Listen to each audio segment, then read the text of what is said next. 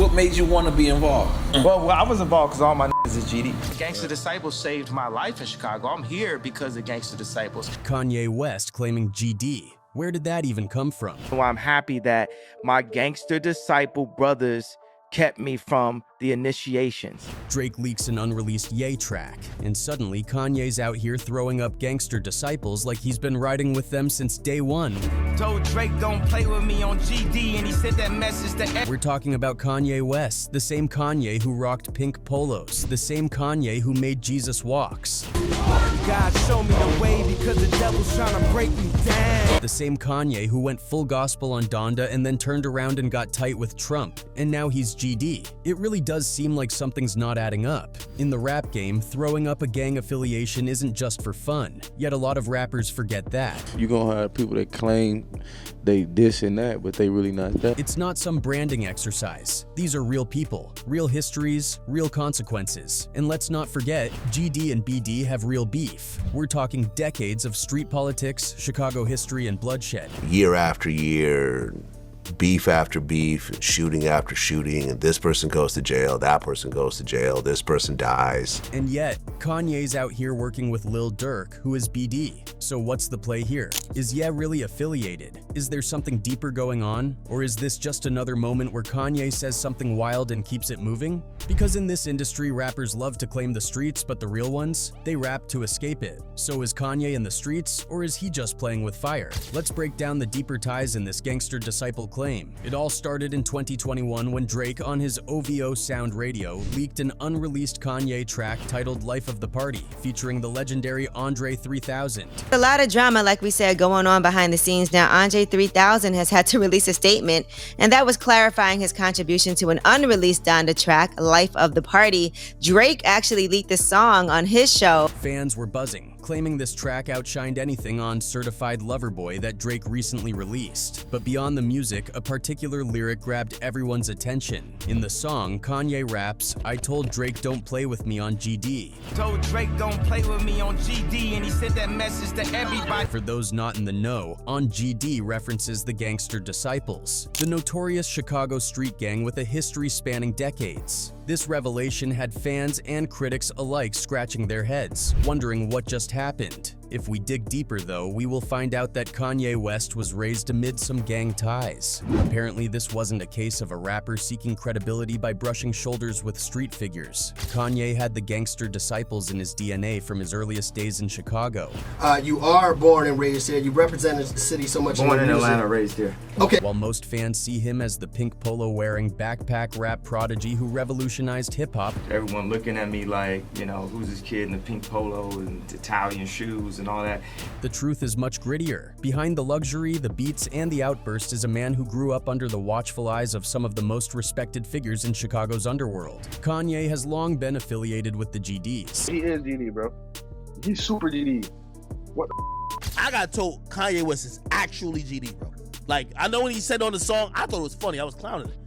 Like, Wait. no, Kanye is legit a GD. Wait. Even though many assume it's a recent connection, something he latched onto for political leverage or attention, recent discoveries have shown that Ye's involvement runs deep, going back to his teenage years when he was part of a rap collective called the Go-Getters. Now, the Go-Getters weren't suburban kids playing gangsters for clout. The internet says they were young children who would eventually become members of GD, making music as an escape from the brutal reality of their environment. Go-getters, okay, they some young GDs or whatever. They say, man, and you know, Kanye West is part of them. Their neighborhood, Auburn Gresham, wasn't just rough, it was a war zone. And Kanye's mom, Donda West, also seemed to have some ties. Kanye's mom had GD affiliation. That's why Kanye kind of fucks with that. I'm serious. Yet Kanye wasn't like the rest of them. He wasn't running the streets, wasn't in the trenches. Unlike other members who were in the trenches of gang life, Kanye's talent kept him in a different lane. I was 14. You know, I was considered weird coming out of Chicago because I was just hip-hopping. His mother played a crucial role in ensuring that her son wouldn't fall into the same cycle of violence that claimed so many in Chicago's South Side. Her home became a sanctuary, a creative hub where aspiring rappers could escape the war zone that was their neighborhood.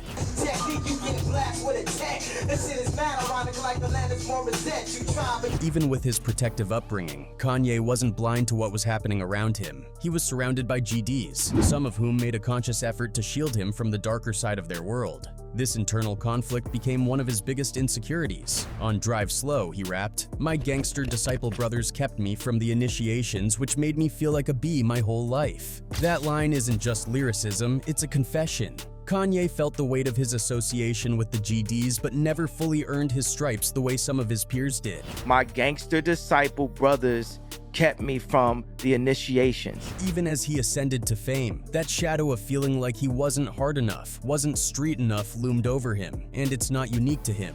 Tupac went through the same thing. Pac, despite being a revolutionary thinker, still felt the need to prove himself to the streets. It's the same script, different actor. But Kanye didn't need to prove himself with violence. He proved himself by winning. This complex relationship with the streets would shape much of his career, and it's why he holds so much reverence for the organization today. Fast forward to 2024, and Kanye had become one of the most vocal advocates for the GDs, particularly for their legendary leader, Larry Hoover.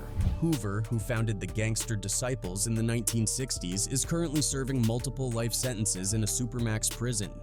But for Kanye, Hoover represents something bigger than just gang leadership. He embodies a movement. Larry Hoover is an example of a man that was turning his life around. And as soon as he tried to turn his life around, they hit him with 6 life sentences. So I believe you say don't tear down the statues?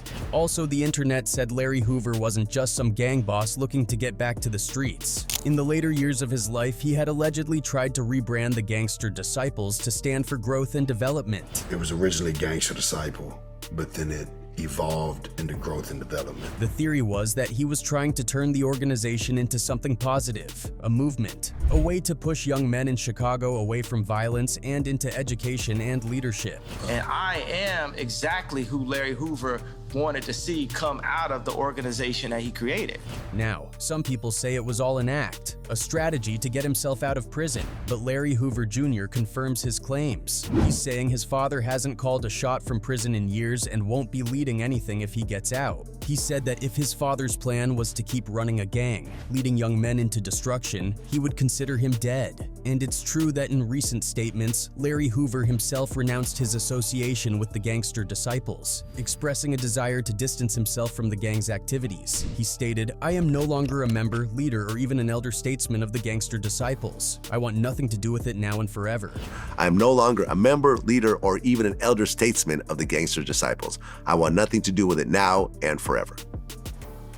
I agree with him. But he's still respected by GD members even after denouncing the gang. Kanye once said in an interview, "I am exactly who Larry Hoover wanted to see come out of the organization he created." Kanye sees himself as the ultimate realization of the growth and development vision. A black billionaire from the South Side, untouchable in the music industry, commanding political conversations at the highest levels. Who better to represent Hoover's dream?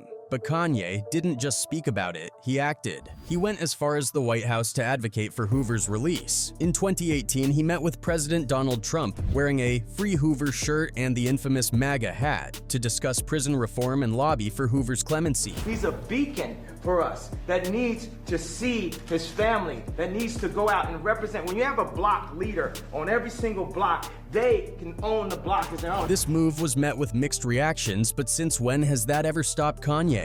Trump didn't grant clemency, but Kanye didn't stop. He continued to declare to the president, "Trump, we ain't giving you our support unless you get Larry out," making it clear that the GDs had political leverage and he was their mouthpiece. This wasn't just performative. Credible GDs backed him up, stating that Kanye was the first major artist to step up for Hoover in such a high-profile manner. No whispers, no behind-the-scenes lobbying, just a full-scale campaign to bring attention to the cause. But there's a fine line between advocacy and allegiance, and Kanye blurred that line like never before with his album Donda. He invited Ruga, a known GD-affiliated rapper, to be part of the project. Ruga's biggest hit at the time was "They Done Let the GDs in the Door." The song was an anthem, a triumphant declaration of the organization's rise in the music industry. On the track Jesus Lord from Donda, Kanye also featured a heartfelt monologue by Larry Hoover Jr. His inclusion on the album sheds light on the family's ongoing struggle and Kanye's commitment to advocating for Hoover's release. To make things even more interesting, Kanye also extended an invitation to Lil Durk, a rapper with deep ties to the Black Disciples, the historic rivals of the GDs. It was a bold attempt at unity, but the optics were questionable. Ruga showed up, Durk didn't. He just basically he ain't show up, shit. He ain't do it like, I was there, you know what I'm saying? I did the show and then got on the album, all shit, but I see he was on the album though, but he ain't participating in it. But that wasn't all. Durk was pissed. He saw what was happening and immediately pulled back. Later, when he talked about it with academics, you could hear the frustration. He was basically saying, yo, Kanye had me out here like a pawn, and I'm not with it. Kanye called and invited me to the BN Stadium. And he's like, man, well, I want you to be on the album. So when I look up and I see what's going on, I'm like, what the f? And guess what? Ruga didn't even know either. When he showed up, he was just as blindsided. Kanye had both of them walking in there completely unaware of the setup. To make matters even more controversial than it already was, Kanye's album cover bore a design strikingly similar to the GD's emblem. It was adorned with the six-pointed Star of David.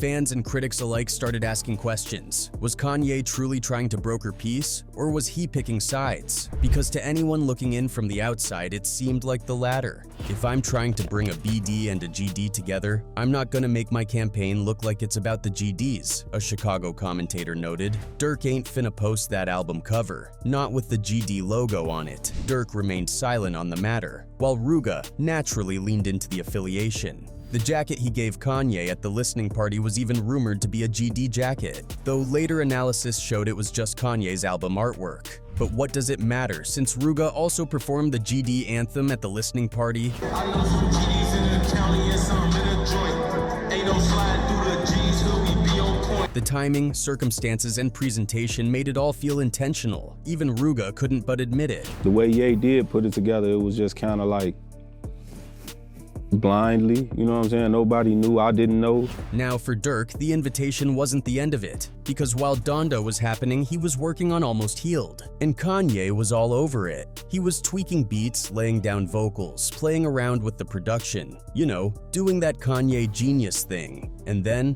Durk scrapped the entire album. No, he actually did my whole album. This album? Almost Healed? Yeah, but I ain't use it.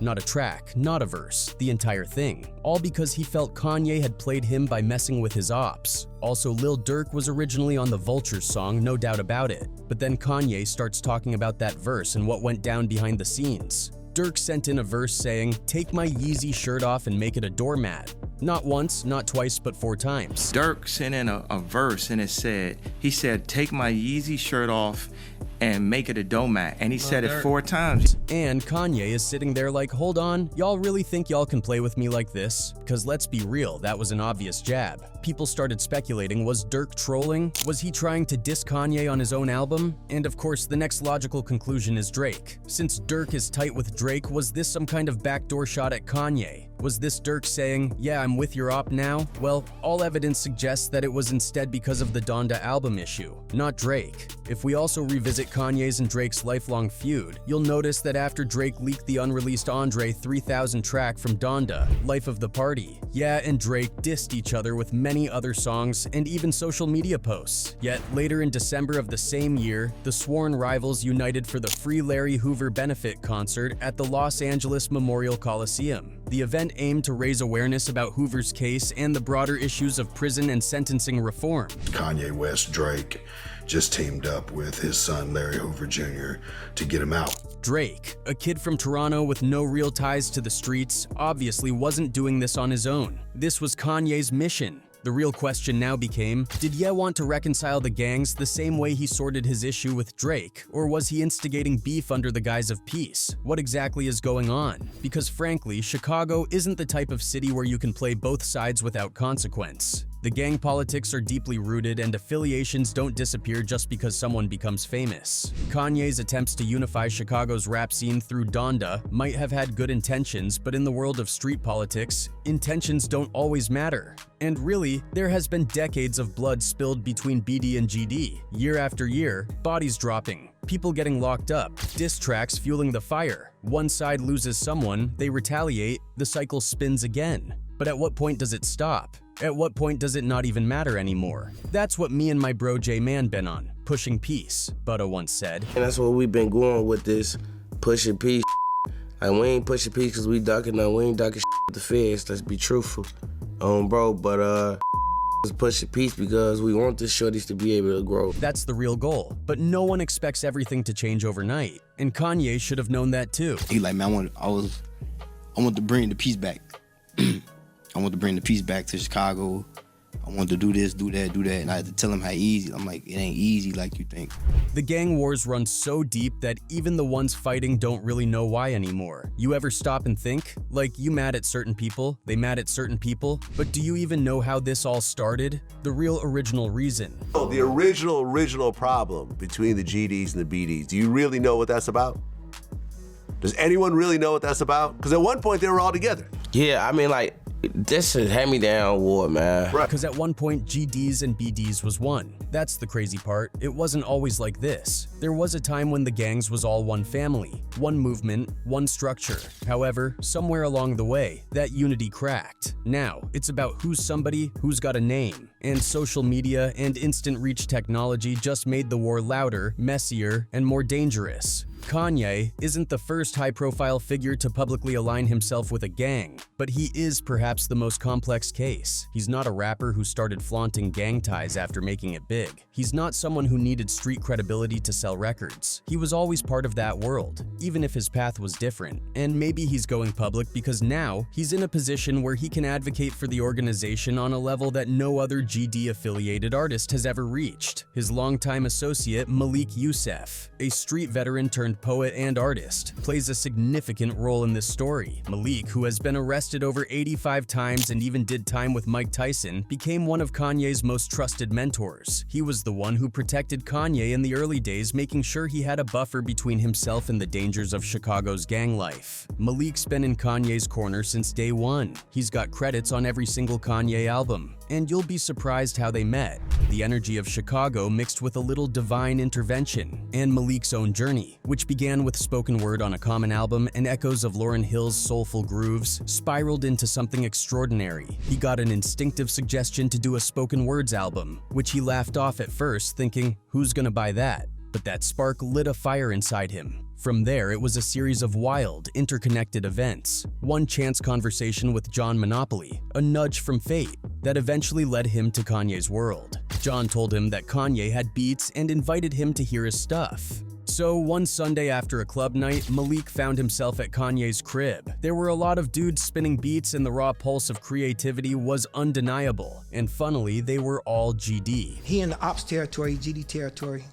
They all GDs. So the problem was Kanye needed $700 to buy a Pele Pele jacket. That night, he had $200, needed 5 more to make it happen. He wanted to sell Malik his beat to raise the $500 remaining. It was a thing he did before he became famous, selling beats to artists. I started producing and selling beats, and I started selling beats to Jay-Z, Rockefeller, and that started going well. So he asked for an advance payment from Malik with the promise of a beat he'd love. The plan worked, and it eventually led to the two collaborating to create music. Malik claims that was the best decision he ever made in his music career. That's the best decision I made in my music career.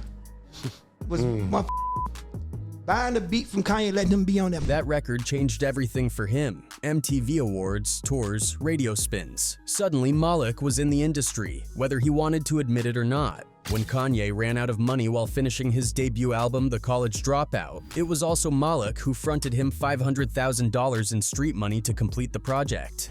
You know the camera that shot the Geniuses documentary? I bought that, Malik revealed. Kanye didn't want to use a stolen camera. He wanted good energy. Malik's influence on Kanye is undeniable, and it extends beyond music. He was there when Kanye started publicly advocating for Larry Hoover. He was there when Kanye was navigating the complex relationship between Chicago's rival factions. He was the one who had the street credibility that Kanye, for all his connections, never fully earned. This is the paradox of Kanye West's affiliation with gangster disciples. He is both inside and outside of the gang world. He represents its highest aspirations but was never fully immersed in its lowest realities. He's a billionaire who moves like a street boss, a global icon who still throws up the GD sign with pride. And as his career continues, his ties to the organization only seem to deepen. But the question remains, is Kanye genuinely fighting for the GDs and their cause, or is he playing a dangerous game of optics? One where he benefits from the affiliation without ever truly suffering its consequences. That's what Chicago is watching closely, because in that city, gang ties aren't just a fashion statement or a political strategy, they're life and death.